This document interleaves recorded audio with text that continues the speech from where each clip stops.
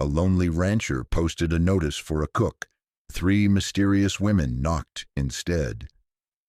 Out on the wind-scoured hills of Dry Willow, Harlan Pike only wanted a cook to keep the fire burning in his empty house. But instead of a quiet stranger, 3 figures came up from Gallows Creek, carrying scars of a hunted past and secrets heavy as stone. A knock, 3 sharp raps, was the beginning of a tale that would leave the whole town breathless with fear and hope. The wind cut through the hills before the sun was even up, bringing with it the kind of cold that made a man wish for company, or at least a fire that lasted the night. Harlan Pike, his hands not as quick as they used to be, knocked the old tin coffee pot against the stove, shaking loose yesterday's grounds. He listened to the empty rattle, then let out a sigh that filled the quiet kitchen. The woodpile was down to nothing but green pine. The fence out front was leaning bad as an old drunk, and he couldn't remember the last time the place had smelled of bread. He stood at the door, mug in hand, watching a band of crows pecking at the frozen earth beyond the broken corral. On the beam over the porch, a scrap of paper fluttered, held by a rusted horseshoe nail. Cook wanted, weekly pay, room and board, Dry Willow Ranch. He left it there even when the wind threatened to tear it loose, more out of hope than sense. Around back, where the scrub willow choked the fence line and the earth held on to its last patch of snow, Harlan heard the unmistakable sound of boots, slow and heavy, not the quick stamp of someone eager to be seen. He looked up, squinting through the morning haze. There were 3 of them, 3 shapes in long, ragged coats, their faces hidden behind old gunny sacks, tied at the neck. One was tall, the other smaller, all wrapped in layers of cloth that made their bodies look heavier than the bones beneath. They stopped at the edge of the yard. The biggest one had a battered flour sack slung over her shoulder. The 2 girls beside her each held onto a worn bundle.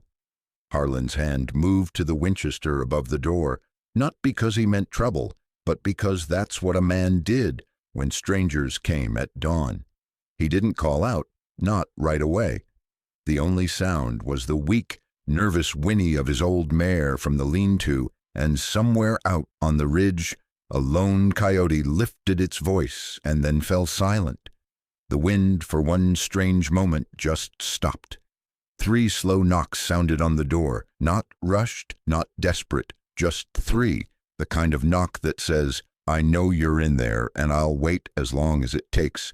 Harlan felt something in his chest twist, not fear, but that old ache, the one he carried since Martha left for her people back in Abilene and never wrote. He reached up, fingers curled tight around the rifle stock, and cracked the door just wide enough to peer out. A pair of muddy boots stood on the stoop, big boots caked in ice and dust. Next to them, a set half their size, laces knotted with baling twine. The taller woman lifted her chin so the gray light caught under her hood. Her eyes were hard and clear as creek water, but her mouth was drawn in a tight line. She spoke, her voice ragged but sure. "We come about the kitchen job, sir." Her words floated in the cold. "Ain't looking for charity, just work." Harlan's hand tightened on the door. "You come from Gallows Creek?" "No, sir. Walked the old stage road out of Stag Ridge. Lost our ride 2 days back. We just kept going." The smallest girl, he reckoned she couldn't be more than 12, maybe 13, shifted from foot to foot but didn't raise her head. The other, a little older, held her bundle close to her chest, arms trembling under the weight. The tall one kept her hands where he could see them, fingers blue at the knuckles. He hesitated. He'd lived alone so long he'd forgotten what it felt like to trust the sound of another person's voice. The wind rattled the loose pane in the kitchen, and somewhere behind him, the last embers in the stove gave a soft sigh. He glanced over the yard once more, empty except for a patch of blood on the snow where something small had been dragged away in the night. A lone wolf, maybe, or something meaner. He looked back at the trio. "Why the sacks?" he asked, trying to keep his tone flat. "Safer that way," the tall woman replied, steady. "Sometimes it's better folks don't see your face." He thought about that. Figured she had her reasons. He set the rifle aside. "There's beans in the larder. If you're any good with a kettle, you can come in." She nodded, relief flickering in her eyes, and pushed through the door, with her little company trailing behind. They moved like shadows, quiet, almost grateful for the warmth, but not quite trusting it. Harlan watched as they left their boots in a muddy heap beside the stove and dropped their sacks on the old wood bench. The house felt different already, like the wind had shifted, like something old and heavy had been lifted just a little. Harlan poured the last of the coffee into 4 chipped mugs. He didn't say welcome, but he didn't have to. The woman pulled the ties off her hands and rolled up her sleeves. "Name's June," she said, not quite meeting his gaze. "That's Ruth. The quiet one's May." He just nodded, watching as she took charge of the kitchen, her motions efficient and practiced, as if she'd been doing it her whole life, but with a wariness that didn't belong to someone young. Ruth busied herself patching a tear in the old quilt by the window, humming so low he couldn't catch the tune. May sat close to the fire, tracing something in the ashes with her finger, a shape maybe, or just a memory she couldn't let go. For the first time in what felt like 100 years, Harlan Pike let his guard down and breathed in the scent of beans and hope, rising together from a battered old pot. The old ranch house at Dry Willow had never been what folks would call lively. It was the kind of place that creaked even when there wasn't wind, where dust collected in the corners and memories stuck harder than spider webs. But with 3 strangers in the kitchen, the air felt different, heavier and warmer all at once. June moved like she owned her skin. Sleeves rolled high, hands working fast but neat. She sorted through the shelves, found an onion with only one soft spot, a sack of beans, a stub of butter wrapped in waxed paper. She didn't wait for permission, just set to cooking, humming low under her breath, something almost like a lullaby, but with too much edge to comfort a child. Ruth, the older of the 2 girls, took a battered quilt from the bench and started patching it, fingers nimble, every motion practiced. Her eyes flicked around the room, counting exits, measuring distance from door to stove. May, the youngest, stayed silent. She set herself by the hearth and began tapping a rhythm on the floorboards. 3 slow knocks, then 2 quick, then 3 again. When she tired of that, she knelt close and drew careful lines in the ashes with a stick. A little circle, a line, then a crooked mark that looked like a whistle. Or maybe just a memory. Harlan Pike set his coffee on the table and cleared his throat. "We got some rules here." He kept his voice steady, more habit than authority. "First, guns stay hung by the door. I ain't running a fort." He nodded to where his own rifle rested, barrel clean, stock worn from years of use. "Second, I don't ask about your past unless you feel like talking. Not my business what brought you to Dry Willow." June nodded, eyes never leaving the stove. "Fair enough, sir." "Third thing," Harlan continued, "we all do our part. Nobody freeloads, not even me." He tried for a smile, but it came out more like a crack in old paint. "Belly's full, hands stay busy." Ruth gave a small nod, almost a bow. May just kept drawing, her breath fogging the soot near her face. June stirred the pot and let the heat fill the quiet. "You said your name's Harlan, right?" He nodded, waiting for more. She paused, glancing at Ruth and May before she spoke. "I reckon I should say it now, so there's no trouble later. I was Nora Vale before. Left that name behind on purpose. I ain't going back." Harlan took a moment, weighed her words like a man counting coins at the end of a hard month.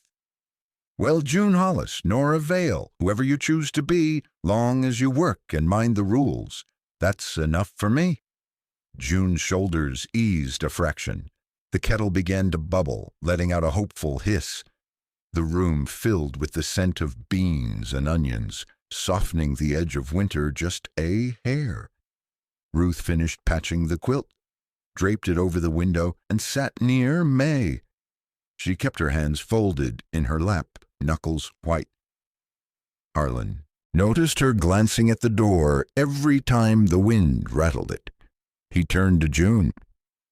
"How long you figure on staying?" She shrugged. "Till the snow lets up, or the road's safe. Maybe longer if it suits." He thought about that. Folks come through here don't always make it to where they planned. Sometimes a place keeps you. Sometimes it lets you go. June smiled then, tired and a little sad. "We ain't running from the law, if that's your worry." Harlan's lips twitched. "Law don't ride out this far unless there's money in it. I ain't got enough trouble to buy their attention." May set down her stick and for the first time looked Harlan in the eyes. She didn't speak, just tapped 3 times on the table with her knuckles, steady, certain, as if agreeing to something without words. He nodded at her, slow and respectful. "All right, little miss." Outside, the wind picked up again, whistling through the boards, shaking the door in its frame. June turned back to the pot. Ruth leaned closer to the fire, and Harlan Pike, for the first time in years, wondered what it would feel like to want tomorrow to come. In the hush that followed, he glanced at the ashes by the hearth, where May had drawn a small whistle in the soot. His heart skipped. Just once. The shape reminded him of things a man tries hard to forget. The kind of secrets you don't say out loud, not even in an empty house. He didn't ask. He just got up, poured water for everyone, and watched as the snow outside turned the world to silver and silence. By the time dusk stretched its long fingers through the cottonwoods, dry willow was blanketed in a stillness that made the hairs rise along a man's forearms. Harlan Pike worked the fence with a pair of pliers, his breath fogging in the air, boots sinking into old mud where the ground never quite thawed. Behind him, smoke curled lazy from the chimney. The house had that rare look of being lived in. Light at the window, warmth seeping out in small, almost bashful ways. He'd spent most of the day fixing the broken gate Ruth pointed out, showing her how to knot baling twine with hands too big for the job. The girl listened sharp, her eyes missing nothing, quiet as a deer in thick brush. June was scrubbing out the larder, sleeves up to her elbows, muttering under her breath about salt gone hard and beans that could break a tooth. May, as usual, haunted the edge of the porch, eyes on the sky, her small fingers always busy, sometimes tapping, sometimes tracing, always listening. When Harlan went to hang his tools by the door, he saw it, a fresh cut in the wood of the porch post, sharp and deep, shaped like a circle crossed through with a jag. He'd seen marks like that before, years back in a cattle town 2 counties over, after a string of girls went missing and the law never came. A warning, a sign for those who knew how to read it. He ran his thumb over the scar, felt the shiver travel up his arm. Someone had been close enough to carve it and leave again without making a sound. Inside, Ruth noticed the chill in his face and glanced at the door. June, drying her hands, watched Harlan too, and though she didn't ask, her eyes said she knew something had shifted. They kept supper simple, cornbread, the rest of the beans, coffee that tasted more of iron than grounds. May traced the same old whistle in the ashes by the hearth, then drew a circle around it, one careful, unbroken line. Ruth fixed a loose board in the pantry without a word, her hands steady even when the wind slapped the walls. After, when Harlan was sweeping out the kitchen, his boot nudged a soft spot in the floor beside the stove, a board that gave more than it ought. He crouched, pried it up with the tip of his knife. Beneath, wrapped in oilcloth, he found a pocket pistol, barrel cleaned and oiled as if waiting for a hand that never came. Alongside it, folded tight, was a slip of paper, yellowed and stained with sweat. On it, one name written in a spidery, careful hand, Silas Vale. He stared at the name a long time, felt the way it echoed through the walls. June's voice from the kitchen, "Need another log, Mr. Pike," broke the spell. He tucked the pistol and note back, laid the board flat, and didn't mention it. They had a rule in the house: don't ask what a person ain't ready to say. So he didn't.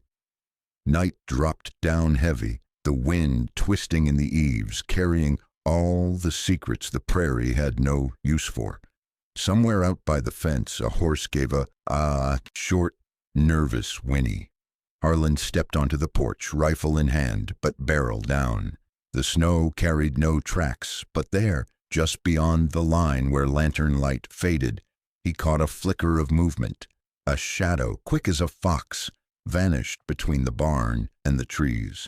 He stood a while, listening, heart beating slow but strong. Then, as if to answer his nerves, the bell June had hung by the back door trembled, once soft and uncertain. No wind, not tonight. He went inside, bolted every lock, checked the stove, and let the others think he was calm. June found him by the fire, staring at the coals. She asked nothing, just handed him a cup of water, her fingers brushing his in a way that said, "I see you. I ain't scared."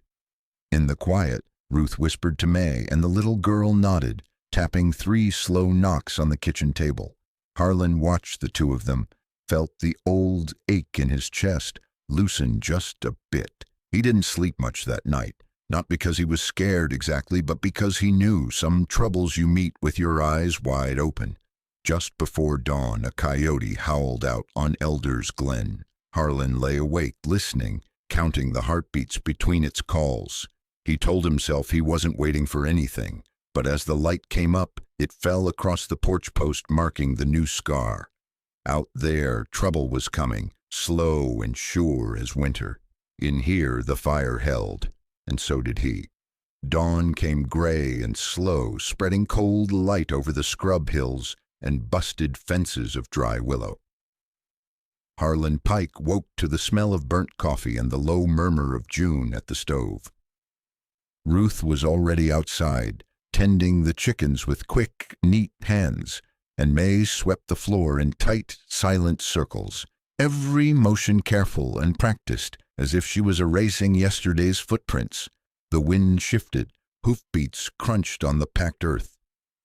Harlan glanced out and saw Martha Quinn, her red shawl flapping in the wind, coming up the lane, a tin of salt tucked under her arm. She always brought salt, sometimes sugar, but never asked for payment, not out here where favors were the only currency that held through a bad season. Martha stood in the kitchen, stamping her boots. "Cold's coming down from Stag Ridge, Harlan," she said, setting the tin on the counter. "You best check your water lines." She nodded at June, giving the 3 women a careful look. "Folks been asking about strangers out on this side of Gallows Creek. You keep your eyes peeled, ma'am. Heard the whistle man's been seen again." Harlan's mouth went dry. "Silas Vale." Martha shrugged, but her eyes flickered. "Somebody with a silver whistle.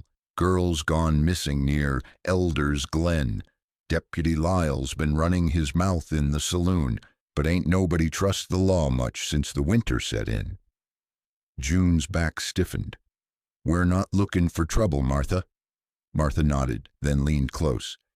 "You find any strange marks on your place, you let me know, Harlan. I got family that runs cattle through Red Mesa.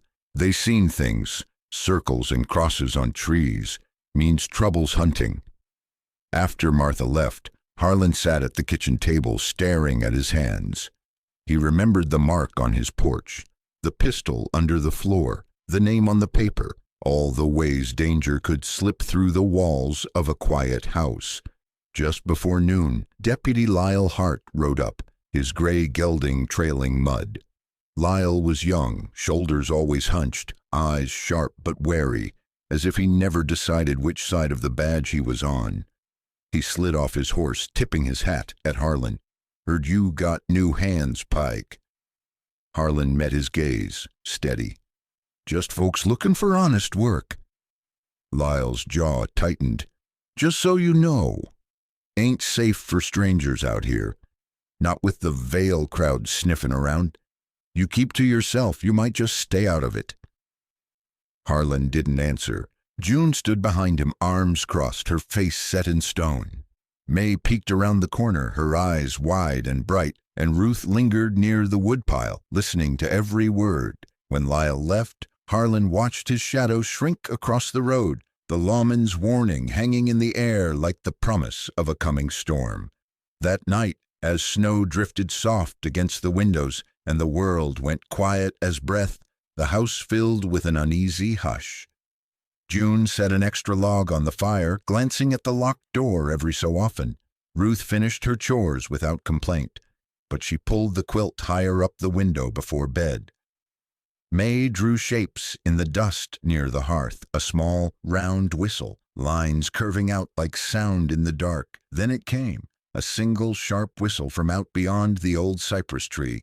2 seconds, then gone. The kind of sound that sticks in your teeth, makes your bones itch. June froze in the middle of folding towels.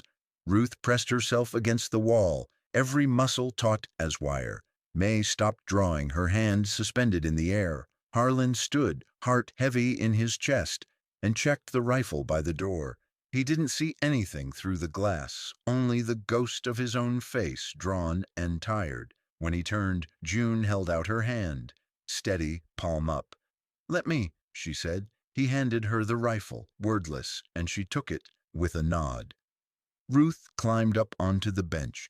May pressed close beside her, and the three of them watched Harlan bar the doors, one by one, like he'd done every night for years.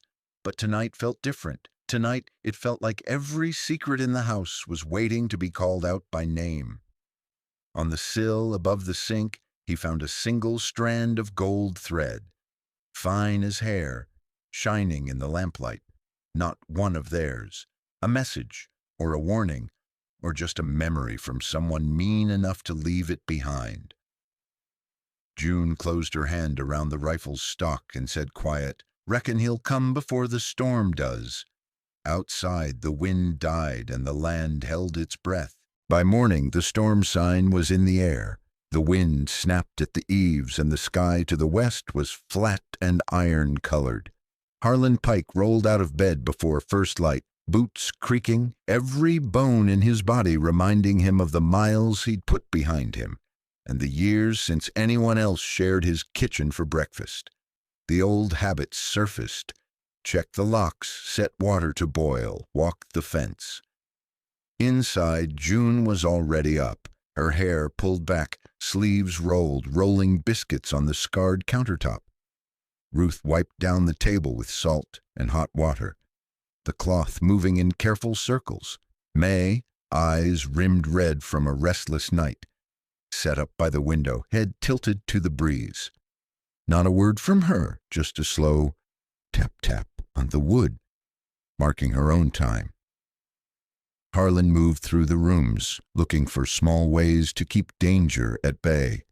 He took the kettle and poured a thin line of water across the kitchen floor, from door to stove, quiet and patient.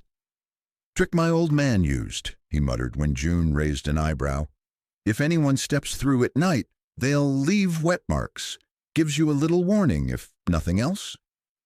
June nodded, understanding, without a smile. She tied a string of small bells, taken from old horse tack, over the back door, knotting them low so even the wind wouldn't stir them, but the lightest hand would. Ruth chalked the window with kindling, then fixed the door latch with an extra wedge, her jaw set. May stayed by the window, watching the yard with the eyes of someone who'd learned the world could break in at any time. No one said the word scared, but it hung in the air, thick and honest. The chores went on as if the world outside was just weather, not threat. Harlan split wood. June boiled beans and stewed apples with a single stick of cinnamon. Ruth stitched up the lining of her old coat, knuckles raw. May swept dust into the stove. every motion methodical, like she could erase the past with a broom. Afternoon, the sky turned leaden.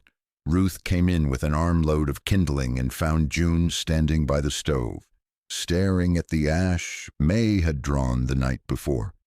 The whistle shape ringed with a new mark, 3 lines, sharp, angled like arrows.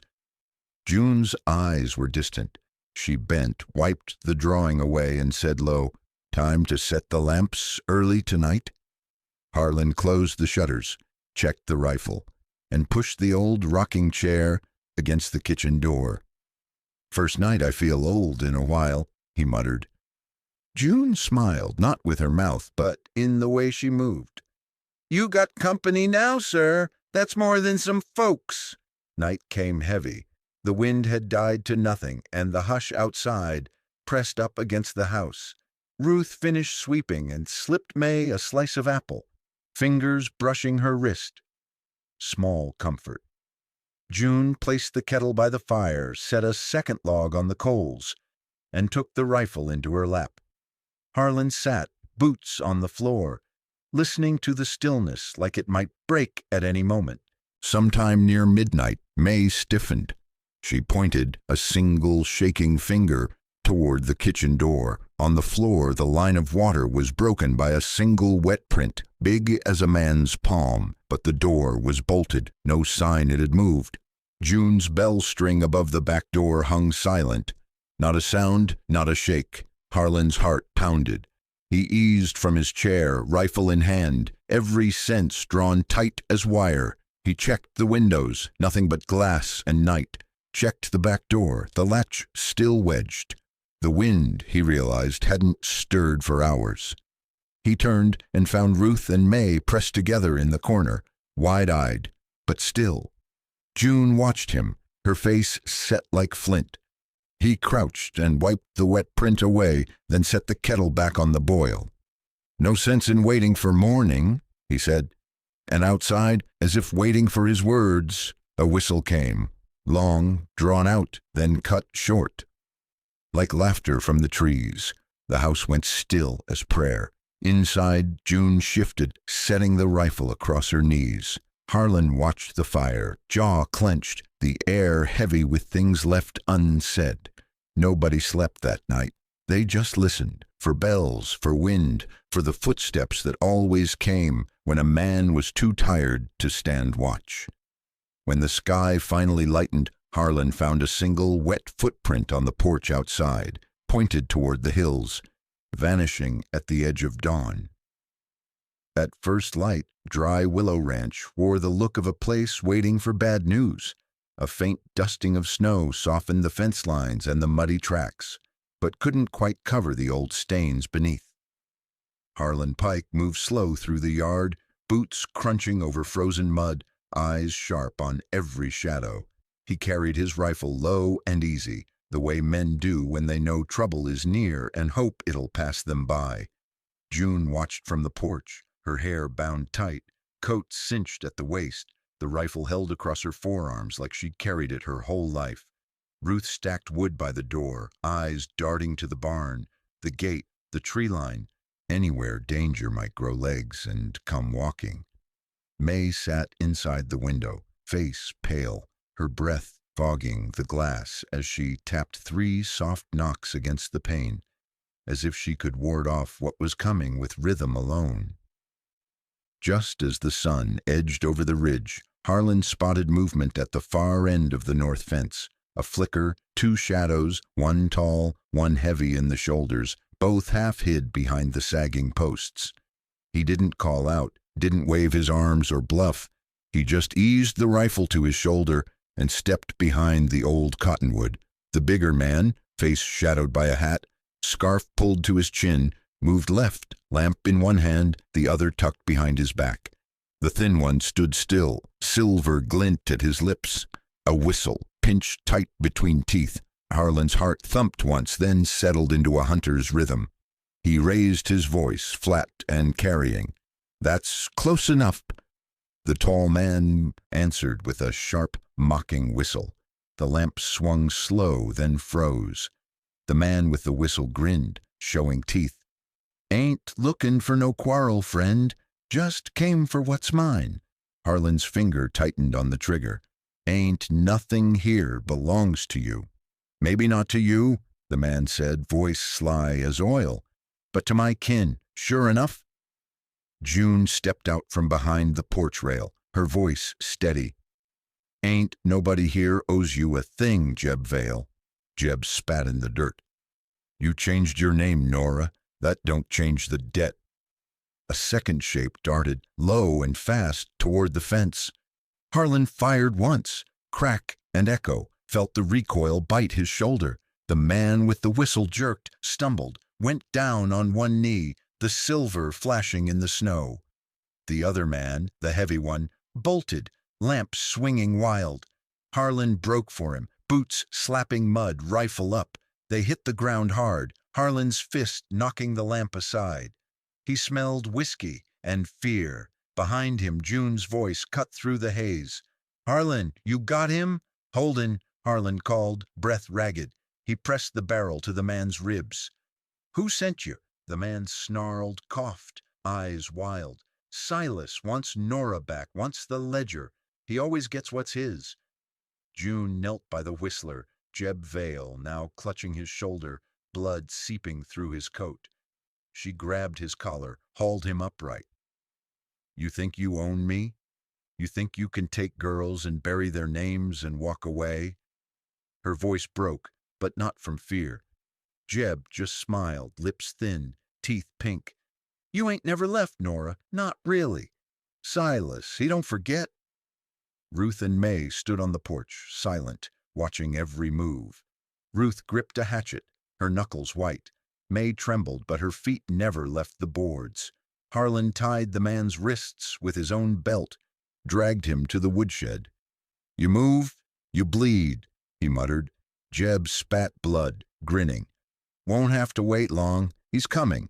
June searched the man for weapons, found a slim knife, a brass ring with initials SV, and a folded slip of paper. On it, a single line, Crane Hollow before the 14th. She showed Harlan. He read it once, jaw tightening. He's calling us out. June nodded, eyes cold and flat. He's always liked his games. Ruth helped drag Jeb Vale into the shed. May followed, arms wrapped tight around her waist. Harlan bolted the door, double-checked the knots, then looked June square in the eyes. We hold him or we run? June shook her head, fierce. I'm done running. That night, as the house settled into uneasy quiet, Jeb's laughter drifted from the woodshed, low, cracked, but unafraid. Harlan sat by the fire, June's hand close to his on the table. Ruth watched the window, May curled at her feet. For a long while, nobody spoke. When the clock struck midnight, the laughter stopped. The wind pressed against the house, carrying the promise of another storm, and outside the hills waited. By dawn, the snow had turned to crust, and the sky above Dry Willow bruised purple and gray. Sleep did not come easy in a house holding secrets. Harlan Pike kept watch from the kitchen, eyes on the door to the woodshed, rifle resting across his knees. June moved about in silence, lips set, her hands red from scrubbing blood out of old linen. Ruth nursed a cut on her palm, wrapping it with scraps torn from the hem of her shirt. May sat curled by the fire, rocking slow, drawing lines in the soot that no one else could see. Out at the shed, the man they called Jeb Vale coughed and spat, the sound dull through plank walls. Harlan checked on him, finding Jeb pale, his shoulders soaked through with blood, but eyes still burning with hate. Harlan pressed a rag to the wound, tight and cold. You're lucky I don't leave you for the coyotes, son. Jeb's lips twisted. Ain't luck. He wants me breathing when he comes. Harlan felt a chill deeper than the frost outside. He checked the ropes, stepped out, and barred the door. June was waiting for him by the kitchen table, the rifle propped between them. She didn't look up. You want the story? She asked, voice thin as fence wire. He nodded, sitting slow. I reckon it's time, June. She set her jaw. stared at the flame licking low in the stove. I was Nora Vale, married on paper, kept like a dog. Silas called it protection. He had a ledger, girls' names, debts, promises, said routine makes folks easy. Same whistle every night, same threats. I learned to wait, to watch how the routine ran. That's the only reason I'm here now. She paused, the words catching like old scars. I took the ledger and ran. Ruth and May, they didn't have no one left. I took them too. If you're thinking to judge, do it now. Harlan's jaw worked, silent. Ain't judging you, just wish you'd come sooner. June's eyes glistened, but she didn't let tears fall. He always finds us, always sends someone first. This time he sent his own blood. A knock at the door startled them both, a heavy hand, measured, not frantic. Harlan's fingers closed on the rifle as he eased the door open a crack. Sergeant Amos Reeves stood there, coat heavy with frost, his buffalo soldier's cap pulled low. He carried a folded photo in one glove, his horse breathing clouds behind him. Looking for Nora Vale, he said, not waiting for invitation. Or June Hollis, if she'll answer to it. June nodded once. You found her. Amos stepped inside, shut the door behind him. Silas Vale's got a bounty in Red Mesa. I've been trailing him a month, trouble all up Bitterwash and south of the ridge. Girls gone, no one talking. Saw your mark on the post, figured you might have something to say. Harlan handed him the slip of paper found on Jeb. Amos frowned, then unfolded the photo. A young Silas, cold-eyed, standing beside a burned wagon, a line of names scratched on the wood behind him. He never runs out of rope, that man. In the hush, June's eyes never left the window. He means to take us back or make an example. As the day stretched on, Jeb Vale weakened in the woodshed. Ruth brought him water, but he spat it back, sneering. You can't save 'em all, girl. He'll burn this place, same as every other. By dusk, Jeb's breathing turned shallow. Harlan went to check the ropes and found him slumped against the wall, eyes wide, foam at the corners of his mouth. He'd bitten through something black wedged in his molar, a sliver of poison hidden for just this purpose. Harlan closed the shed, locked it, and went back inside. He's dead, he said, voice flat. June only nodded. He was always just the messenger. In Jeb's pocket, Amos found a ring, brass, engraved SV, and a torn scrap, Crane Hollow before the 14th. Deputy Lyle rode up at dark, saw the dead man, and weighed the choice in his hands like a stone. Law or mercy, he never said which side he picked. But he stayed. Harlan looked to June. I ain't leaving, not now, but I'm done waiting for them to find us. June's voice was rough as gravel. Then we go to Crane Hollow, and we end it. In the hush before another storm, Ruth pressed close to May. Amos cleaned his rifle by the fire, and outside, the night held its breath. At sunup, the wind howled like a wounded thing down from Stag Ridge, rattling the barn and sending a chill that cut through every coat in Dry Willow. Harlan Pike set the horses to harness, his hands stiff with cold, while June packed bread, salt pork, a tin of beans, and the little pistol found under the floor. Ruth tucked a Bible and a spool of thread into her satchel, the kind of faith and hope only a girl can believe will matter out there. May stayed close to her side, eyes wide, bundled tight, saying nothing.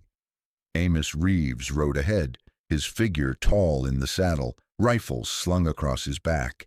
He spoke little but saw everything, tracks in the snow, a knot in the fence, a hawk wheeling over the tree line.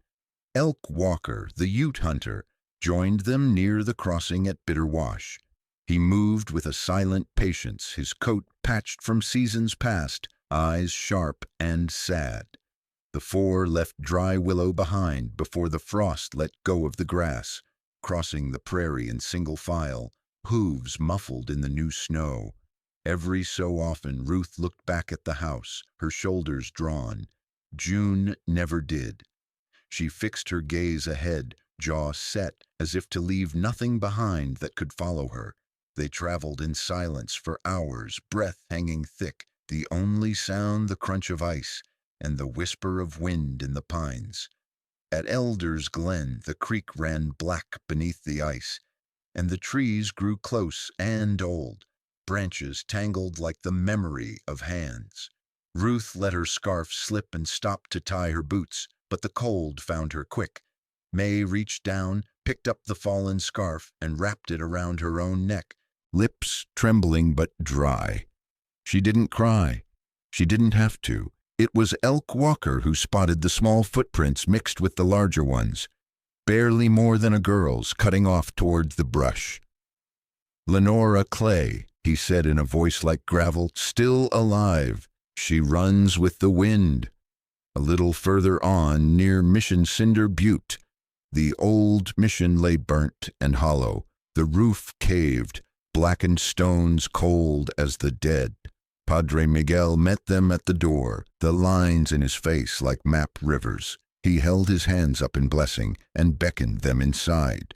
In a corner by the altar, June noticed writing in ash, a quick, desperate scrawl. "He waits where the ground swallows sound."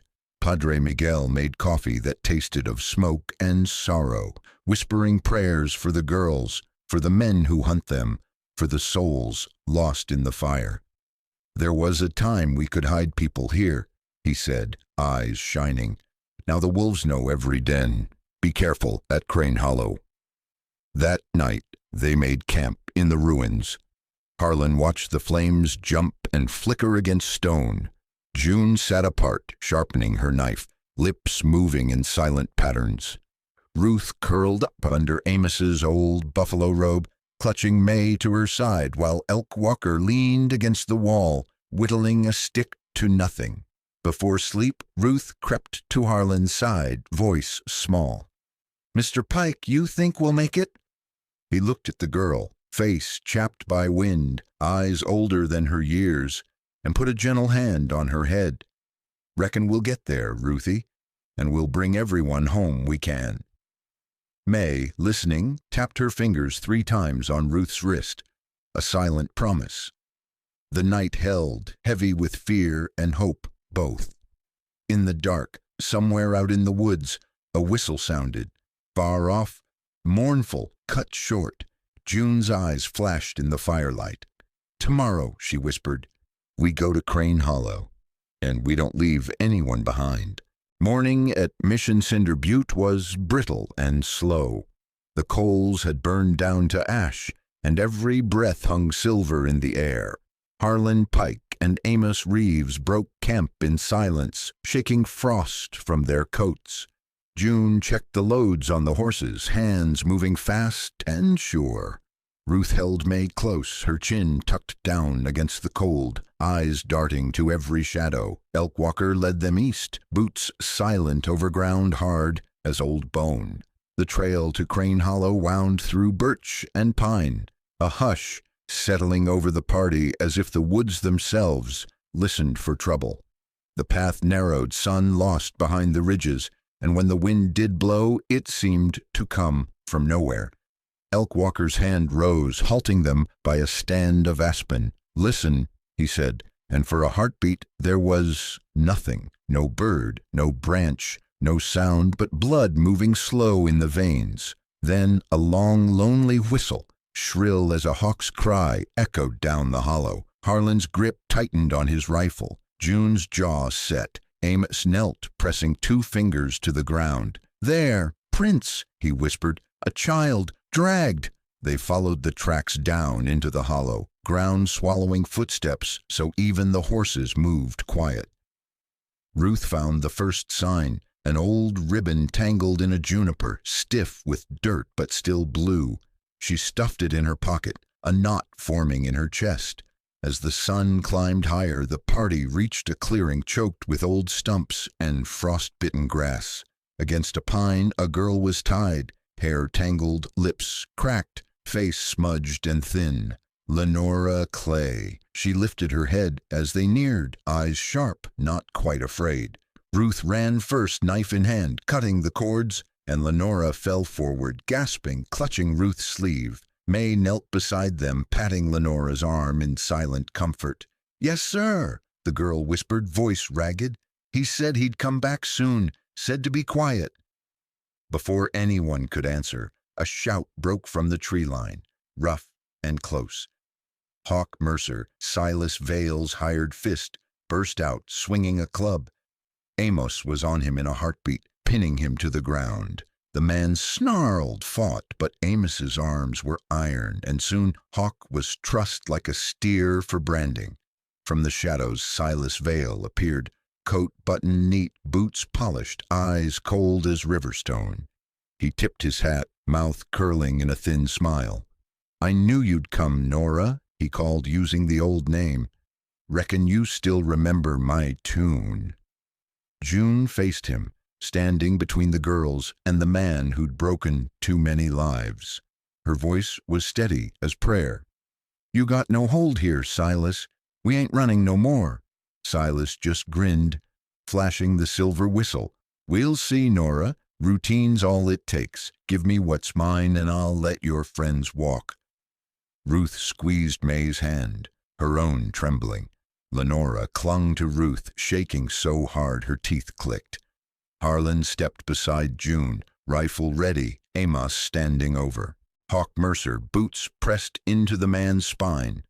Elk Walker motioned to the others, leading them wide of the clearing, circling behind. For a moment, nobody moved. The only sound was the whisper of wind in the grass and the quick, hard breathing of frightened girls. Then June said, low and clear, "The name's June Hollis now, and you can keep your damn whistle." Harlan fired first, a warning shot that cracked the silence. Silas didn't flinch, only stepped back, gaze never leaving June. "It's not over," he hissed. June moved fast, pulling Lenora behind her, backing away as the others closed ranks. Amos yanked Hawk Mercer to his feet, pressing the barrel of his gun to the man's ear. They left the hollow the way they came, every step watched, every branch a threat. Behind them Silas Vale's whistle called once, sharp and sweet, then was gone. That night, as they made camp beneath tangled oaks, Harlan sat close to the fire, watching the girls eat in silence. June tended Lenora's wounds with gentle hands. Ruth pressed her Bible to her heart, lips moving in silent thanks. Amos stood sentry, back straight, eyes on the shadows. May, who had hardly spoken all day, pressed close to June and whispered, "He won't find us tonight." And for the first time in a long while, June believed her. The next day dawned bleak. Clouds pressed low, the air sharp enough to slice breath in two. The little camp moved slow, aches and worry heavy as the cold. Harlan Pike cleaned his rifle, knuckles swollen and raw. June Hollis knelt by the fire, patching Lenora's torn dress with careful, practiced stitches. Amos Reeves sharpened a knife, his back to the wind. Ruth fixed tea, weak, barely sweetened but warming, while May watched every move, her face a mask. They moved north, keeping close to the ridges flanked by Elk Walker's silent steps. Lenora rode double with Ruth, small arms wrapped around her waist, her voice gone small and thready. "He comes when it's quietest," she whispered. Ruth squeezed her hand, murmured, "Not today, honey, not with us here." As midday slid past, the group crested a rise overlooking the scarred flats of Stag Ridge. There, against the bleak horizon, a handful of men waited. Silas Vale stood in the center, gloved hands behind his back, coat perfect even in the wind. Hawk Mercer, now with his hands bound, sat sullen and bruised, flanked by another heavy-set man whose jaw worked like he chewed rocks for breakfast. Silas lifted the silver whistle, gave 3 sharp blows, 1 long, 2 short. The echo bounced from the stone, setting the horses to dancing. "Routine," June muttered under her breath. "He never changes it. Makes his men easy to place." Harlan caught her eye, nodded. What's your plan? She smiled, just a flicker. Turn his trick against him. With a deep breath, June stepped forward, rifle in hand. She raised the whistle she'd taken from Jeb Vale and blew 3 times, her own rhythm. 1 long, 2 quick bursts, not matching Silas's call. At once, confusion rippled through Silas's men.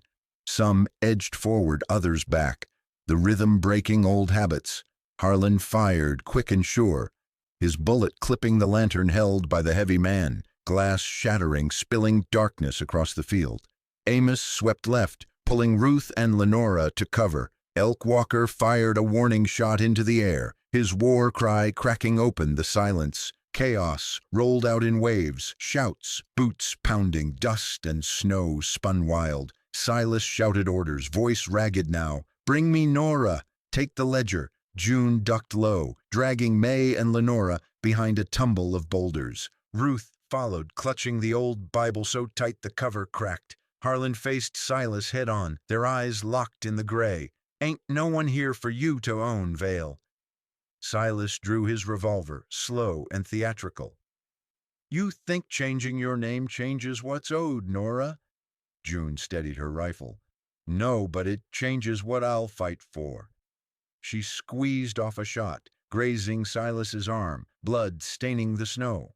Hawk Mercer lunged, but Amos brought him down, boot pressing his head to the dirt.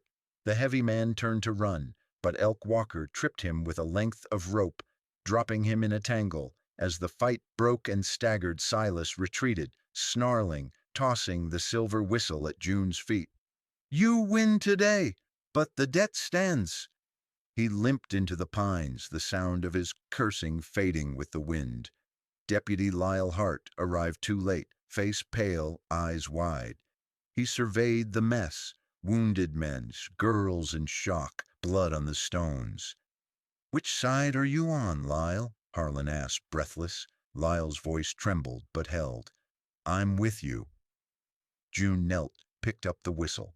In the sudden hush, she cracked it in half, letting the pieces fall into the snow. In Silas's abandoned satchel, Ruth found a ledger, pages thin, names written in a cramped, angry hand. June opened it, her face hardening. These are their debts, every girl, every promise, every lie. She pressed the ledger to her chest. We're not burning this, not yet. Above them, the wind changed, and somewhere in the woods, a single crow called. That night, as they made camp, Ruth asked in a voice that shook, Are we safe now? Harlan shook his head. Not yet, but we're closer. May traced a new pattern in the ashes, 3 lines, bold and steady.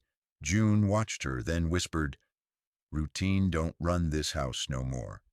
The next morning the light was thin and cold, slanting through the trees like old memories. The camp roused slow, aches settling deep, but something had shifted. Silas had lost his hold, at least for now. Harlan Pike poured coffee for Amos and Elk Walker, his hands steady. June sat apart, ledger on her knees, turning its pages with care. Inside, the ledger stank of sweat and gun oil, of promises twisted into threats. Every page told a story, names scrawled rough, girls bought, sold, traded like cattle, their fates marked with signs. An X for those lost, a dot for the ones still waiting. Some lines ended in black smudges, as if the ink itself had run from shame. June called Ruth and May to her side, her voice even. We're gonna copy every name, every place, send 'em to the right folks. Martha Quinn in town, Doc Calder, Padre Miguel. Anyone with a heart still working? Ruth nodded, lips pressed tight. I'll help, she said, squaring her shoulders. May, usually silent, reached for the pencil. She scrawled out the names of girls she'd never met, her handwriting small but fierce. Lenora sat close, her eyes shining, repeating each name out loud like a prayer. A boy named Finch came stumbling up the trail, breathless, eyes wild. Miss June, Martha sent me. She said there's a girl in Waverly hiding under the schoolhouse. Said you'd know what to do. June's jaw set. Then we go. Can't leave anyone behind. Harlan hesitated, looking between Ruth, May, and Lenora. I'll watch these three. You ride with Amos and Elk Walker. Ruth, chin up, met June's gaze. I want to help. I ain't scared. June bent, brushed a strand of hair from Ruth's face. You're brave, honey, but you stay with Harlan. He needs you. May tapped Ruth's hand 3 times, a promise to return. Amos, June, and Elk Walker gathered their gear, ready to ride. Deputy Lyle, hovering at the edge of camp, cleared his throat. Reckon I'm with you now. My badge is yours if you'll have it. June gave him a nod. Then keep watch. The Vale men might try for the house again. After they left, Harlan busied himself with chores, checking the fence, sharpening tools, patching May's coat. He spoke little, but every glance toward the woods was weighted with worry. Ruth kept Lenora company, teaching her how to peel an apple, how to slice it thin, how to hum old hymns when the fear grew loud. Back in Waverly Flats, June and the others found the schoolhouse near dusk, its paint peeling, windows boarded, the smell of dust and mouse droppings in the air. Beneath the floor they found a girl no older than May, knees tucked to her chest, cheeks streaked with grime. She blinked in the light, flinched at first, then reached out for June's hand. Amos lifted her gently, wrapping her in his coat. You're safe now, darling. You're coming home with us. Elk Walker left a sign on the school's door, a notch and a circle, the mark of a safe path. June copied the girl's name into the ledger, lips set firm. No one gets lost for good, not while we're breathing. When they returned, Ruth ran to meet them, May trailing behind. The girls clustered close, their eyes shining, the fear not gone but smaller now. That night, June spread out the copied names by the fire, stacks of paper ready to send with Martha, Doc, Padre Miguel. You are not alone, she wrote on each in big block letters. Martha herself rode up before dawn, her wagon heavy with mail and bread. She saw the names, her eyes wet. I'll see these go out, June. I'll put a box in the store. Any girl needing help can write. We'll get 'em safe. Harlan looked around the fire, saw Ruth showing Lenora how to tie a knot, May tracing circles in the dust. He realized it was the first night in years he'd felt the house wasn't empty, but outside the wind kept up its song, and every now and then June's hand would drift to the rifle leaning by the door. The days that followed were restless, nights shorter, the cold less cruel, but the air always heavy with waiting. Harlan Pike worked the fence and mended harness in the yard, glancing up at the line of woods with every hammer's ring. Ruth and Lenora gathered eggs, quiet as church mice, their shadows falling together in the early light. May swept the porch, head low, humming her 3-note tune. Inside, June sorted pages, names copied from the ledger, each one bound for a place that could offer safety, a hand, a way home. It wasn't just about one ranch or even Dry Willow now. Martha Quinn came every other day with her cart, dropping off letters and loaves, news from up Bitterwash and as far as Red Mesa. More girls missing, she said, but folks are talking. I left your letter at the chapel, June. Padre Miguel's gathering up names. She pulled out a battered wooden box and set it on the store porch. You are not alone, carved rough on the side. Any girl can write, any woman who's seen something. It'll reach you, one way or another. The days blurred together, a rhythm of work and waiting. Amos Reeves rode the county line, asking questions, showing the list of names. Sometimes he came back with nothing but silence and tracks in the dust. Sometimes he brought news that went straight to June's heart. Girl buried by the Bitterwash. No name, just a shawl and a blue bead. I left flowers for her, June. June kept the papers moving. Waverly Flats, Red Mesa, Bitter Wash, each place a stop on a map of sorrow and hope. At the schoolhouse in Waverly, she and Amos pulled a frightened child from beneath the floor. The girl clung to June's coat, silent as a shadow, until Ruth knelt beside her and whispered, "You ain't alone, honey. We got you now." At Bitter Wash, they found only a grave, unmarked but for a scrap of ribbon. June knelt, cut the ground with her pocket knife, and scratched the first letter of the girl's name into a smooth stone. At Red Mesa, Amos led them to a warehouse where the Vale men once kept the books.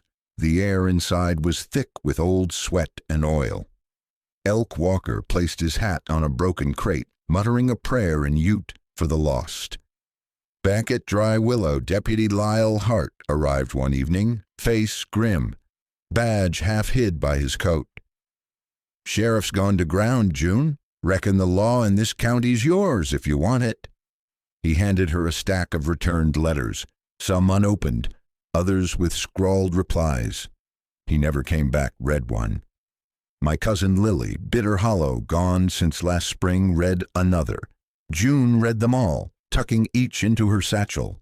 Every name, every story was a stone in the pocket. Weighty, real, a promise not to forget.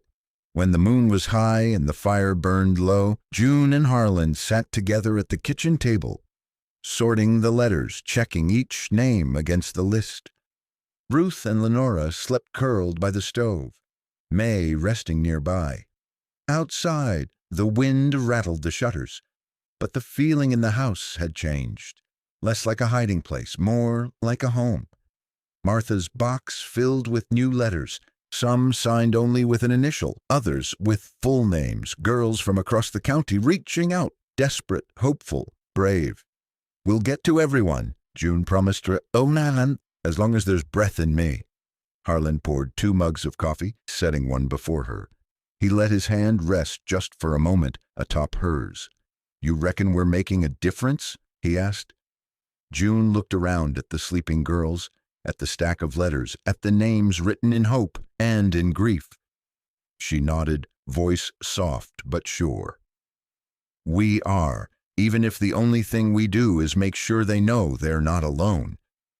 In the quiet, the world felt just a little bigger, and outside, in the dark, the first wild geese passed overhead, heading north, their voices cutting through the night, a promise that winter would end. By the time the letter came from Gallows Creek, the rains had begun, cold and hard, flattening the grass and turning the roads to red clay. Dry Willow felt smaller in the wet, the porch boards swollen and the barn roof leaking. Harlan Pike spent his days patching shingles and checking the traps, his boots always muddy. June Hollis woke before dawn, sorting through fresh letters, reading each one twice, searching for patterns, girls missing, faces named, sightings of the Vale men, but always a day late. The letter arrived with Martha, who'd braved the muddy road to deliver it herself. "For you, June. Says urgent, signed E.H. Gallows Creek." June broke the wax with her thumb, eyes darting across the lines. Edith Hollis, her older sister, thought lost years ago, now calling for help. June's lips pressed thin, a storm rising in her chest. "We leave at first light," she told Harlan, folding the letter into her satchel. "Edith's in trouble. She's alone in the old house by the cemetery. He's coming for her." Harlan nodded, no questions asked. "I'll ready the horses." They packed in silence. Dry bread, salt pork, cartridges, and June's ledger, pages thin from handling. Ruth and Lenora carried the little things, matches, a shawl, a packet of dried apples. May bundled spare socks and wrapped them in a flour sack. Deputy Lyle rode in at dusk, hat dripping, eyes fierce. "Sheriff's vanished. County's yours, June. Amos and Elk Walker are rounding up any friend left." He dropped a handful of nails on the table, grinning. "Reckon I'll bar the doors for you." That night, thunder rolled. Amos arrived after midnight, saddle wet, his rifle already oiled. Martha brought candles. Doc Calder left a bottle of medicine, and Padre Miguel slipped in with a clutch of beeswax tapers for luck. Caleb Boone, the old carpenter, nailed fresh planks across the windows, his wooden hand steady as iron. Inside the Hollis house, Edith waited behind shutters nailed tight, her hands raw from worry, the rain tapping like 1,000 tiny fists. She opened the door to June at dawn, hair in disarray, eyes red-rimmed and wild. "He's coming," Edith whispered. "He sent a ring, mine lost years ago, left on the porch step." June wrapped her sister in a fierce hug, then set her jaw. "We're not running this time." They made ready. Harlan stacked wood by the stove. Amos and Lyle split watches at front and back. Ruth read to Lenora, soft and slow. May drew lines in the fogged windows. 3 steady marks.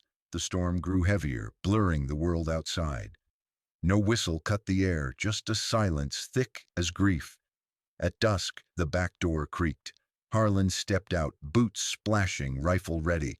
A single figure stood at the gate. Silas Vale, hat low, hands empty, rain streaming from his coat. June stood behind Harlan, rifle leveled. "It's over, Silas. You got nothing here." Silas raised his head, mouth twisted. "You still think—" "Names change the world, Nora. Give me the ledger and I'll let your kin walk." Harlan squared his shoulders. "Ain't no deal left for you, Vale." Lightning flashed. The porch shook with thunder. Amos signaled from the shadows. Lyle's shotgun cocked behind the door. Silas took a step, boots squelching in mud. "You got one chance." June didn't blink. "So do you." The standoff lasted a heartbeat, maybe 2, a hush, the world holding its breath. Then, in the dark, Ruth's voice. "Don't you hurt us." The rain grew harder, masking the sound of June's 3-note whistle, sharp and off rhythm. Harlan moved first, shoving the door wide, rifle raised. Silas lunged, but his boots slipped in the mud, his knees buckling. A single shot cracked, the echo lost in rain. Silas fell, face first, the ledger still in June's hands. There were no shouts, no cheers. Padre Miguel whispered a prayer as Amos and Lyle dragged the body to the cemetery's edge. June stood in the doorway, her hands steady, her eyes full of everything she carried across the years. Inside, Ruth and Lenora clung together, May silent by their side. Martha brewed coffee, the old tin pot hissing on the stove. Harlan poured a cup, set it in June's hands, and she took it without trembling. Later, with dawn pale behind the rain, June opened the ledger, tore out every copied page, and handed them to Martha. "For the box, for the girls. Nobody owns their pain anymore." She burned the rest in the hearth, pages curling, blackening, turning to ash. The fire glowed warm and clean. Harlan sat beside her, boots on the rail, watching rain drip from the new roof. "You gonna leave?" he asked. June shook her head, a smile soft as sunrise. "Not unless you ask me to." Outside, the storm eased. On the porch, Ruth wiped mud from May's shoes. Lenora braided her hair. In the yard, the new fence shone in the wet, the gate left open, a promise to any soul still wandering. And in the quiet that followed, with the world washed clean, Harlan whispered what mattered most. "I ain't going anywhere." After the rain, the world felt washed raw and tender. Gallows Creek ran high and brown along the edge of the field, and the air smelled of wet grass and new mud. Edith Hollis swept the porch clean, her hair pinned up, her shoulders finally loose.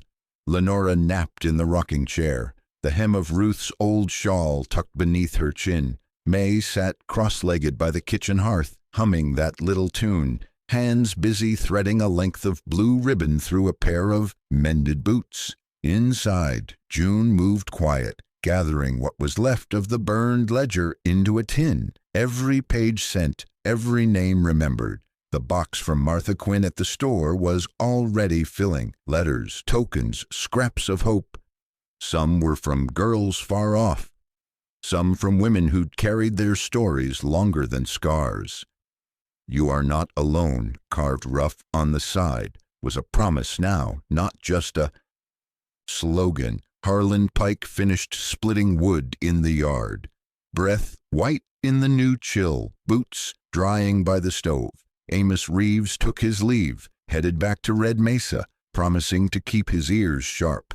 Deputy Lyle lingered, sipping strong coffee, his badge tucked in a vest pocket like a weight he finally chose to carry.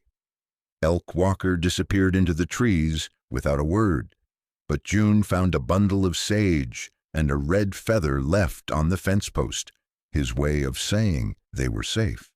There were no grand speeches, no loud declarations. In the stillness of the evening, Ruth and May helped Edith knead dough for the week's bread. Hands sticky with flour, laughter rising low and real. Lenora learned to sew, prickling her finger and refusing to cry. Harlan fixed the squeaky door hinge with Caleb Boone's spare nails. June polished the rifle and set it back on the rack above the hearth, but not like a threat, just another tool, ready if ever needed. At supper, everyone sat close. The table was crowded, bread warm, stew thick, apples sweetened from the cellar. No one asked for grace, but the silence was gentle, and Harlan found himself grateful just to see their faces in the lamplight. Later, with dusk falling blue and slow, June and Harlan stepped onto the porch. The storm had passed, leaving stars sharp overhead and the grass silvered with dew. The fence shone new, the gate open, the land wide and forgiving. Harlan took his battered mug of coffee, leaned back, and let the peace fill him. He watched June lean on the rail, her hair loose for once, her eyes soft and quiet. No words needed. May came out to set 3 pebbles in a row by the steps, and Ruth joined her, humming a tune the wind seemed to carry. Finally, Harlan spoke, voice rough as an old boot, but gentle at the edges. "I ain't leaving, June. Not for nothing, not for no one." June looked at him, her smile tired but real, and nodded. "I know, Harlan. None of us are." Inside, Lenora and Edith cleared the table, laughter running easy. The house felt different, less like a place of hiding, more like a home. In the yard, the rain barrel overflowed, and the world smelled clean. As night gathered, Harlan reached for June's hand. She let him. They stood side by side, the porch lamp throwing long shadows. No more running, no more waiting for the whistle. Only the quiet, the warmth, the chance to start again. And out across the fields the new fence stood strong, gate swinging open, ready for any soul lost in the night to find a light burning and a place at the table. If you've stayed with me till the end, I want to hear from you. Drop a simple 0 or 1 in the comments so I know you're out there. Don't forget to hit subscribe. There are more Wild West stories coming your way, tales of grit, blood, and the kind of hope that keeps a fire burning on a lonely night.